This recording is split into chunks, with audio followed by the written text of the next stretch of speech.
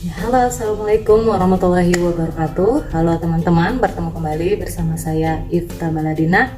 Saat ini saya akan melakukan praktikum IPA dari modul 9 tentang udara dan bebatuan. Kali ini saya akan melakukan praktikum KP1 tentang kegiatan praktikum udara. Percobaan yang pertama yaitu tentang pembakaran memerlukan udara. Jadi api itu membutuhkan udara untuk tetap menyala. Bagaimana untuk membuktikannya? Mari kita simak videonya. Di depan saya sudah ada alat dan bahan yang akan kita gunakan. Yang pertama, di sini saya sudah menyediakan 2 lilin dengan besaran yang sama. Kemudian di sini ada piring dan mangkuk. Kemudian ada 3 gelas dengan ukuran yang berbeda. Kemudian ada stopwatch, ya. Dan terakhir di sini saya sudah menyediakan korek api untuk menyalakan lilinnya nanti. Baik, yang pertama saya akan menyalakan lilinnya terlebih dahulu. Ya, di depan saya sudah ada lilin yang menyala. Yang pertama saya akan memisahkan kedua lilin ini sekitar 30 cm. Setelah lilin dipisahkan sepanjang 30 cm, ya, saya akan menutup salah satu lilin ini. Kita lihat apa yang akan terjadi.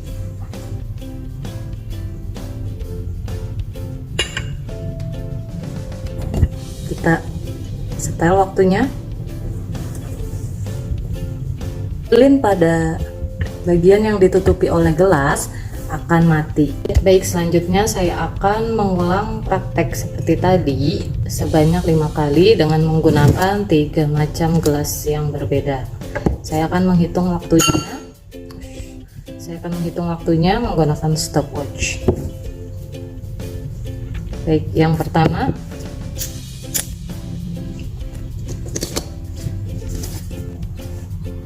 satu, dua, tiga, iya. Ya, yaitu 0,78 detik, ya. Selanjutnya saya akan reset kembali.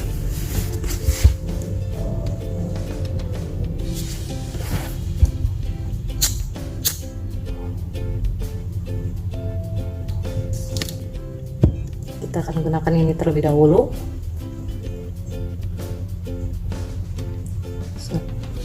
1, 2, 3.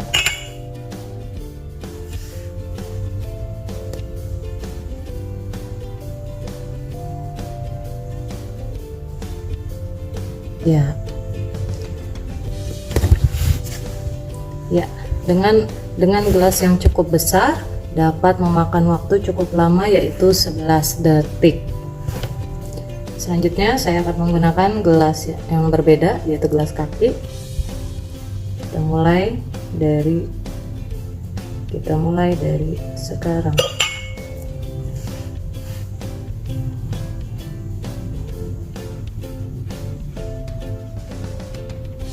Ya, dengan gelas yang berukuran sedang membutuhkan waktu 9 detik. Wah, oleh-olehnya nih teman-teman.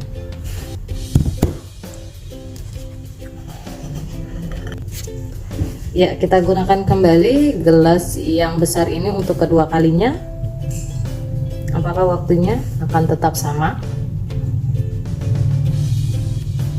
Ya, kita mulai dari sekarang.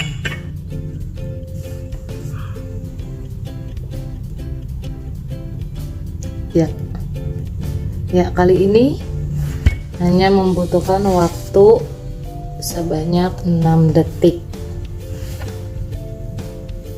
Mengapa terjadi lebih cepat? Mungkin karena lilinnya lebih pendek. Selanjutnya kita akan menggunakan gelas belimbing lagi untuk yang kedua kali. Kita reset dulu, sudah 0. Ya, kita mulai dari sekarang. Ya, sudah mati. Kalau tadi tidak membutuhkan waktu 1 detik, sekarang cukup membutuhkan 3 detik. Baik teman-teman, saat ini saya akan membuktikan percobaan kedua, yaitu untuk membuktikan bahwa udara dapat menekan dari tekanan tinggi ke tekanan rendah melalui media yang ada di depan saya. Saat ini di depan saya sudah ada mangkuk kecil yang sudah dipasangkan lilin. Kemudian kita isi air dengan ketinggian kira-kira 2 cm. Kemudian lilin ini kita nyalakan. Ya.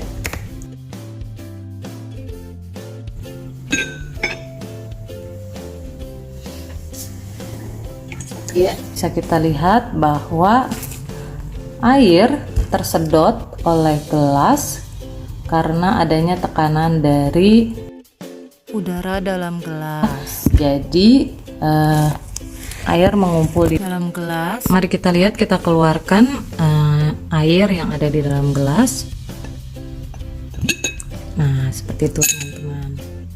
Baik teman-teman, sekarang kita sama-sama menyimak video bagaimana terbentuknya bebatuan yang ada di bumi kita. Mari simak video ini.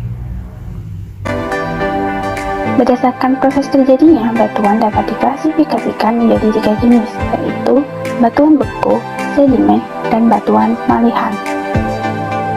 1. Batuan beku. Batuan beku terbentuk akibat pembekuan cairan magma, baik di dalam maupun di atas permukaan bumi yang mengalami pembekuan. Magma panas yang bergerak dari dalam bumi ke permukaan melalui kepundan gunung api karena suhunya rendah sehingga akan membeku. Batuan beku ini dibagi menjadi 3 jenis, yaitu 1. Batuan beku dalam atau plutonik. 2. Batuan beku korok. 3. Batuan beku luar. Batuan beku dalam terbentuk karena magma yang membeku berada jauh di dalam bumi, di kedalaman 15-50 km di bawah permukaan bumi. Contohnya adalah granit, sienit, diorit, dan kapro. 2. Batuan beku korok. Batuan beku korok adalah batuan beku yang material magmanya membeku pada lubang kepundan atau retakan kulit bumi. Contohnya granit Roosevelt. Jadi, batuan beku korok ini terbentuk ketika magma sebelum sampai ke permukaan telah membeku terlebih dahulu. Makanya dinamakan batuan beku korok, atau nama lainnya disebut adalah porfirik atau batuan beku gang.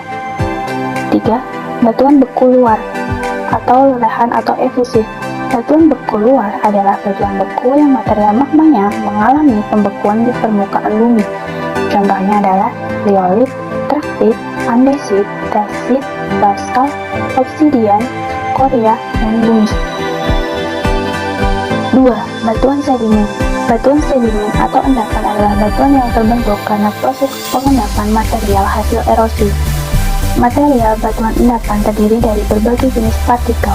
Ada yang halus, kasar, berat, dan ada juga yang ringan. Berdasarkan proses pengendapannya, batuan endapan diklasifikasikan menjadi 3. 1. Batuan sedimen plastik. 2. Batuan sedimen kimiawi. Dan 3. Batuan sedimen organik. Batuan sedimen plastik adalah batuan yang memiliki susunan kimia yang sama dengan susunan kimia batuan asalnya. Jadi, proses pembentukan batuan hanya mengalami penghancuran secara mekanik. Batu yang besar mengalami pelapukan, hancur, hingga menjadi ukuran yang lebih kecil. Pecahan batuan ini terangkut oleh hujan, berguling-guling masuk ke sungai, sehingga arus sungai menghancurkan batu yang besar menjadi kerikil, pasir, lumpur, serta mengendapkannya di tempat lain. Contohnya adalah konglomerat. 2. Batuan sedimen kimiawi. Batuan ini terbentuk karena proses kimia, seperti pelarutan, penguapan, oksidasi, dehidrasi, dan sebagainya.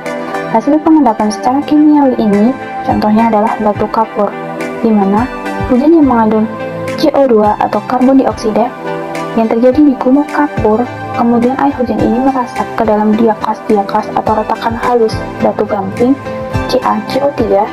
Kemudian batu gamping ini larut dengan air dan larutkan air kapur ini CaHCO3 pangkat 2 sampai ke atap gua kapur. Tetesan air kapur itu membentuk stalaktit yang berada di atap gua dan stalaktit yang berada di dasar gua. Kedua bentukan sedimen kapur tersebut disebut sebagai batuan sedimen kimiawi. 3. Batuan sedimen organik. Batuan ini terbentuk karena sebagian material berasal dari organisme seperti daun, ranting, atau bangkai binatang terendapkan dan tertimbun di dasar laut. 3. Batuan metamorf. Batuan metamorf diakibatkan oleh proses metamorfosis. Batuan ini berasal dari batuan beku atau sedimen karena adanya tekanan atau temperatur hingga susunan struktur maupun kimiawinya berubah. Batuan metamorfik diklasifikasikan menjadi 3, yaitu 1. Metamorfik termik atau kontak, terbentuk karena adanya kenaikan suhu. Contohnya adalah batu bualam atau marmer. 2.